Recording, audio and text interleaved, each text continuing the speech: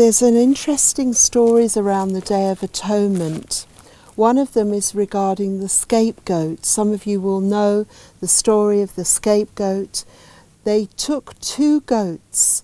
One, they would cast lots for both of them. One of them would be to sacrifice to God, and the other one would become the scapegoat, which they would send into the wilderness. And it was said that at the time of the temple, what they used to do was they tied a red ribbon around the scapegoat and the door of the temple. And that ribbon would turn white if God forgave their sins. Apparently, according to the book of Mishnah, which is a Jewish book, it records that this ribbon stopped turning white 40 years before the destruction of the temple. Now, the temple was destroyed in AD 70, and going back 40 years would have been 30 AD, which it is said is the time of Jesus' crucifixion. We think we've got the date a little bit wrong. It was very likely he was born 4 BC.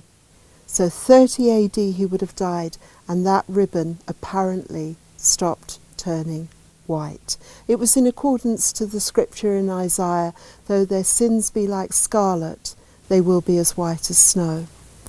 The other interesting little fact that I want to mention here is when the high priest went in to the Holy of Holies on the Day of Atonement, he didn't go in all this fine robes. He went in purely wearing the white linen.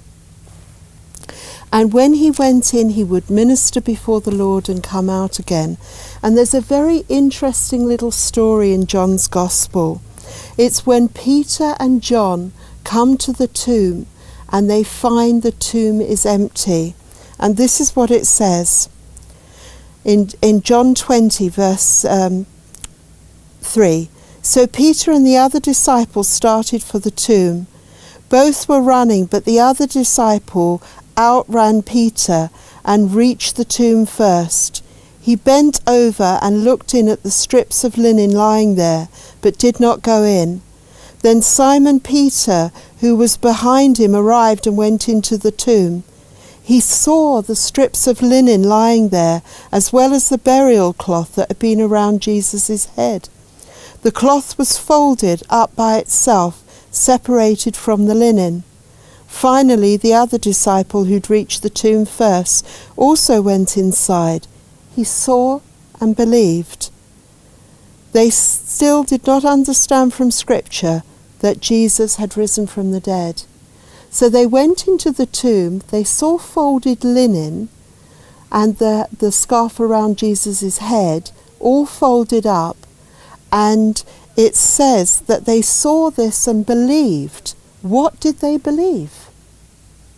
I've read that scripture and as they believed that he was risen from the dead, but the very next verse says they still did not believe he'd risen from the dead.